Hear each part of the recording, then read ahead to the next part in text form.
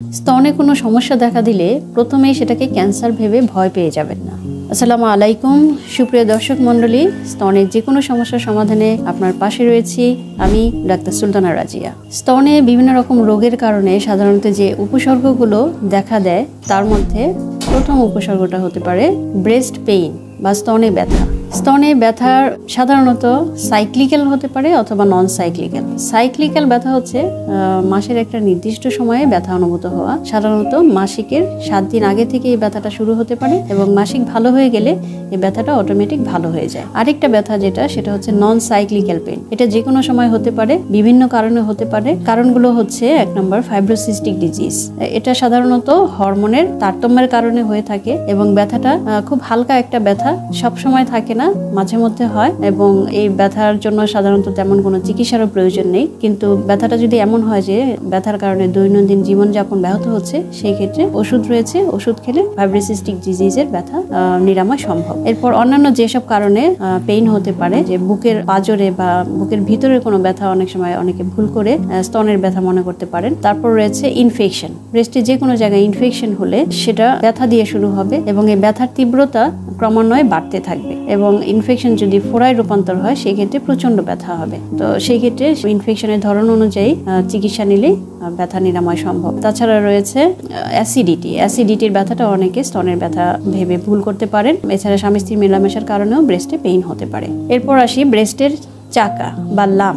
আবারও বলি যে স্তনে চাকা হলেই সেটাকে ক্যান্সার ভাববেন না, সাধারণ চাকা হতে পারে অথবা ক্যান্সার। তো এটা সাধারণ নাকি ক্যান্সার সেটা জানার জন্য আমাদেরকে পরীক্ষা নিরীক্ষা করতে হবে। পরীক্ষা নিরীক্ষার মাধ্যমে যদি আমরা নিশ্চিত হই যে ক্যান্সার, তো সেই অনুযায়ী চিকিৎসা। আর যদি ক্যান্সার না হয় তাহলে চিকিৎসাটা ভিন্ন। সাধারণ যে চাকা বা যেটা ক্যান্সার নয় সেটার কারণ হচ্ছে সাধারণত ফাইব্রোঅ্যাডেনোমা এবং আরেকটা হতে পারে সিস্ট। ফাইব্রোঅ্যাডেনোমা এটা সাধারণত ইয়াং ফিমেলদের হয়ে থাকে 15 থেকে 35 বছর বয়সের মধ্যে, তবে যে কোনো বয়সে হতে পারে। হরমোন জনিত কারণে এই টিউমার গুলো হয়ে থাকে। ফাইব্রোঅ্যাডেনোমা টিউমারটা, এটাতে সাধারণত ক্যান্সারের জীবাণু থাকে না, কিন্তু ক্যান্সারের জীবাণু আছে কিনা সেটার জন্য আমাদের অবশ্যই পরীক্ষার মাধ্যমে নিশ্চিত হওয়াটা জরুরি। এরপর আসি সিস্ট মানে হচ্ছে একটি পানির ফোসকা। পানির ফোসকা এটা যদি খুব ছোট হয় তাহলে চিকিৎসার প্রয়োজন হয় না, কিন্তু যদি খুব বেশি বড় হয় তাহলে আমাদের সেই ফোসকা বা সিস্ট থেকে এফএনএসি নামক একটি পরীক্ষা, অর্থাৎ সিরিঞ্জের মাধ্যমে পানি নিয়ে প্রথমে দেখতে হবে যে এখানে কোনো ক্যান্সারের জীবাণু আছে কিনা। যদি ক্যান্সারের জীবাণু না হয় বা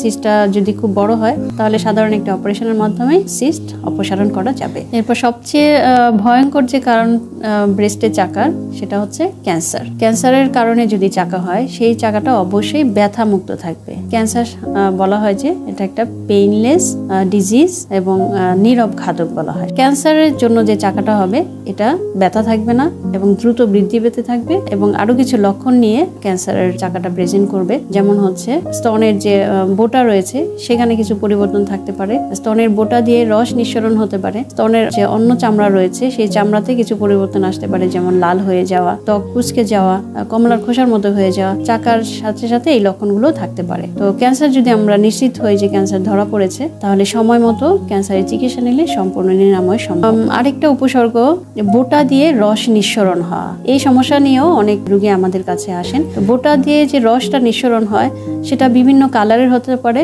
যেমন পানির মতো হতে পারে, একেবারে দুধের মতো নিঃসরণ আসতে পারে। প্রেগনেন্ট ওমেনদের হতে পারে, অথবা আমাদের একটি হরমোন রয়েছে প্রোল্যাকটিন, এই হরমোন বৃদ্ধির কারণেও দুধের মতো রস আসতে পারে বোটা দিয়ে। তারপরে হচ্ছে পুজের মতো রস। পুজের মতো রস থাকলে ধরে নিতে হবে যে স্তনের কোথাও ফোড়া হয়েছে, সেই ক্ষেত্রে সিরিঞ্জ দিয়ে পুজ বের করে দেওয়া যেতে পারে অথবা অপারেশন লাগতে পারে। সবচেয়ে ভয়ঙ্কর যেটা হচ্ছে রক্তের মতো নিঃসরণ। তো রক্তের মতো নিঃসরণ হলে আমাদের বুঝতে হবে যে এটা সাধারণত ক্যান্সারের কারণে হয়ে থাকে, নাও হতে পারে। তো সেটা জানার জন্য আমাদের অবশ্যই নিপলের ডিসচার্জটা বা রসটা পরীক্ষা করে নিশ্চিত হতে হবে যে এখানে ক্যান্সারের কোনো সেল বা কোষ রয়েছে কিনা।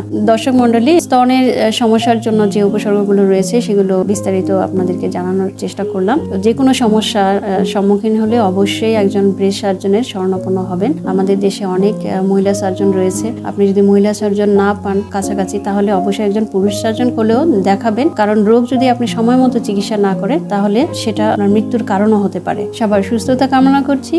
সুস্থ থাকবেন, ভালো থাকবেন।